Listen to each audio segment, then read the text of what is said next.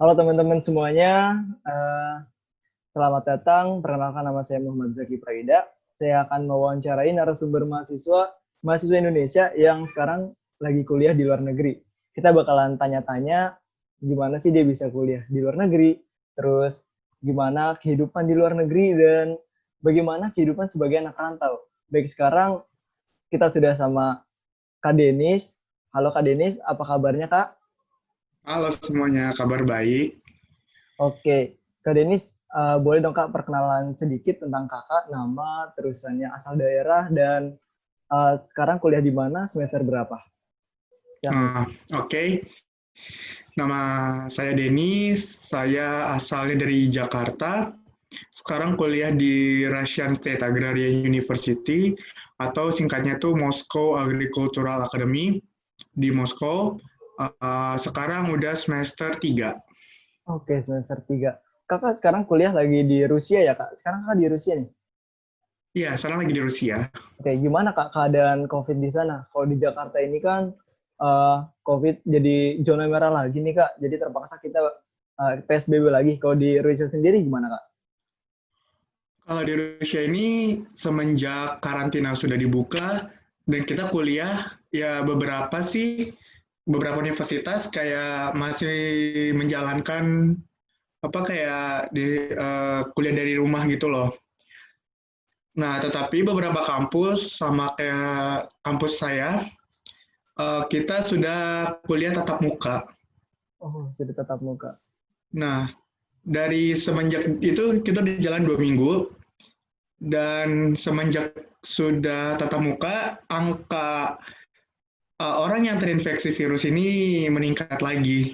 Oh, meningkat lagi ya Kak? Iya. Oh, tapi masih tetap tatap muka atau kembali online lagi?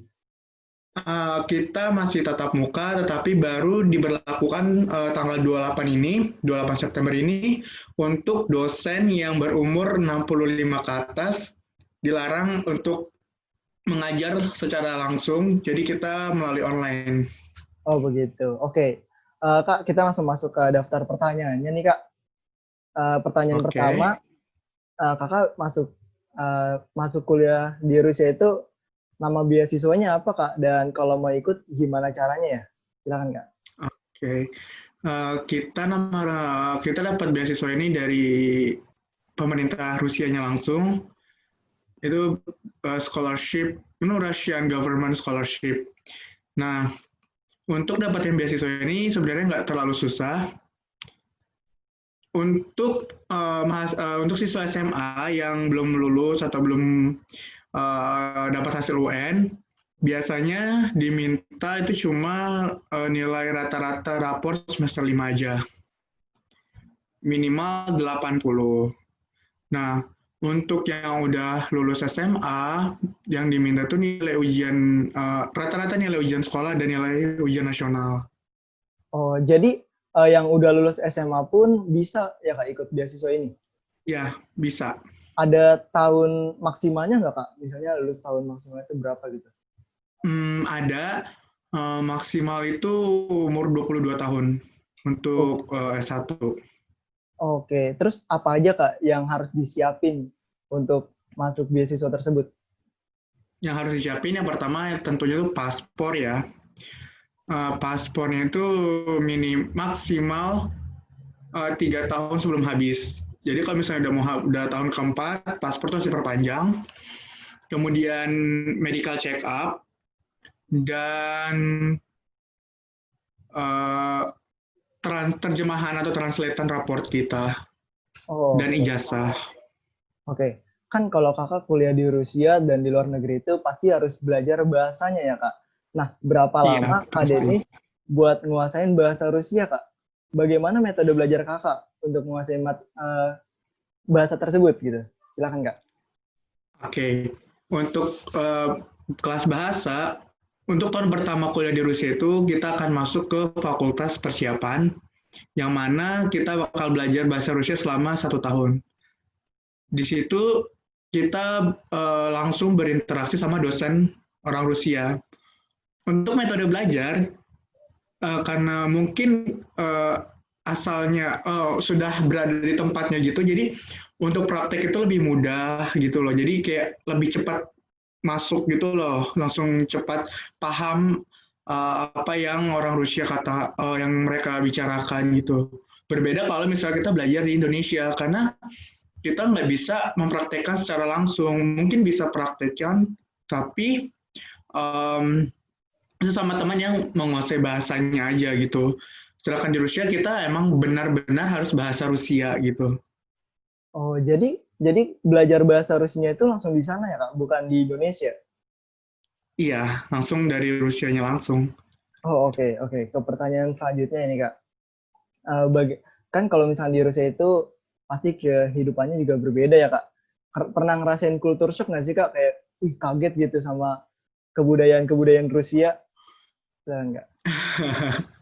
Pernah kok, pernah. Gila tuh, Kak. Boleh diceritain, Kak? Apa aja tuh? Aduh, culture shocknya pertama, mereka tuh orangnya dingin gitu loh. Kalau misalnya mereka nggak kenal kita, mereka tuh nggak bakal mau senyum dan ramah. Ramah sih ramah, cuma kayak sekedar lewat aja gitu loh. Dan yang paling aku nggak suka dari Indonesia ini adalah sikap dinginnya mereka gitu. Oke, oke. Eh, Kakak kuliah di Rusia sana kan berarti sebagai anak rantau nih yang jauh dari orang tua. Kebetulan saya juga bakalan jadi anak rantau, cuman nggak jauh-jauh sih dari rumah. Tapi tetap aja jadi anak rantau yang jauh dari orang tua gitu. Nah, gimana Kak cara Kakak bertahan hidup buat buat kuliah di sana gitu yang jauh dari orang tua? Gimana tuh Kak? Ya karena kita jauh dari orang tua dan kita juga harus memikirkan diri kita sendiri karena fokus kita di rantau ini adalah diri kita sendiri. Yang tahu tentang kita itu cuma kita sendiri. Susah, pokoknya suka dan dukanya cuma kita yang tahu sendiri. Kalau aku uh, untuk bertahan hidup sini, kayak aku tuh harus kayak terutama dalam biaya ya, dalam materi juga kita harus hemat gitu. Karena aku mikir kayak nggak pasti di luar orang tua kita di Indonesia itu nggak selalu mulus pekerjaannya. Jadi kita harus belajar untuk menghemat mandiri. Contohnya untuk mencuci pakaian aja gitu. Lebih baik cuci tangan daripada laundry karena perlu bayar. Gitu kan, habiskan duit lagi. Untuk makanan, ya di sini kalau boleh jujur untuk bahan pokok lebih murah daripada di Indonesia gitu.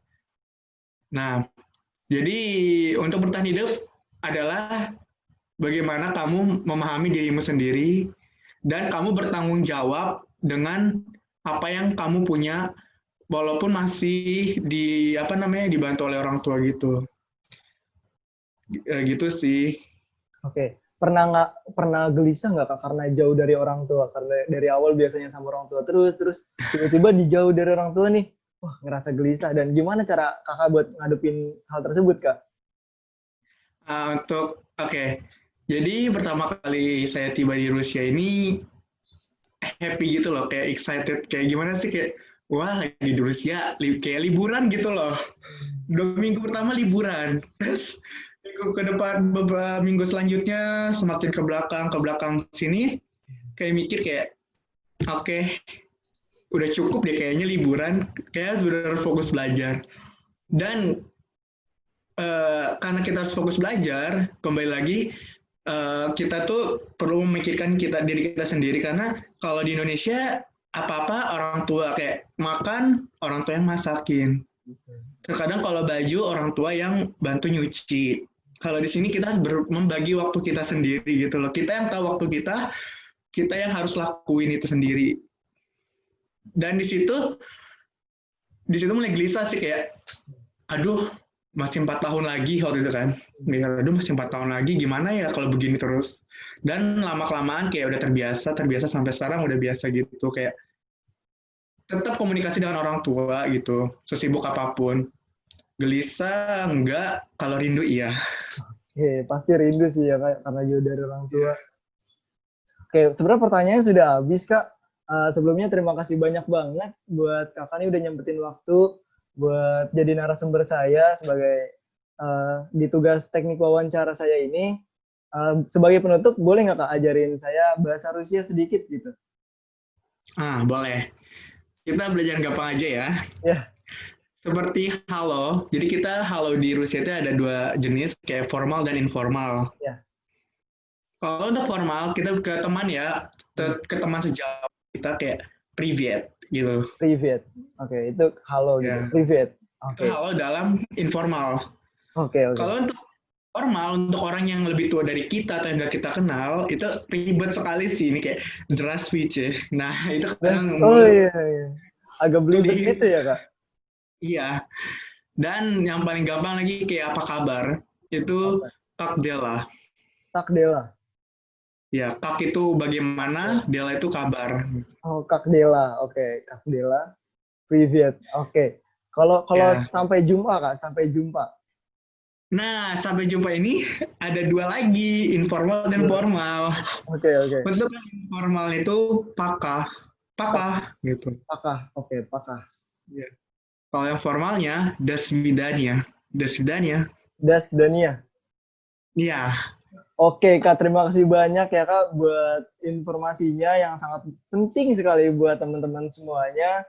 Dan tadi bahasa bahasa Rusianya sampai jumpa apa, Kak? Pakah-pakah, bisanya pakah-pakah. Oke, Kak Denny, terima kasih. Pakah-pakah. Pakah-pakah. Oke, terima kasih ya, Kak. Iya, sama-sama. Oke, saya stop stream terus sebentar.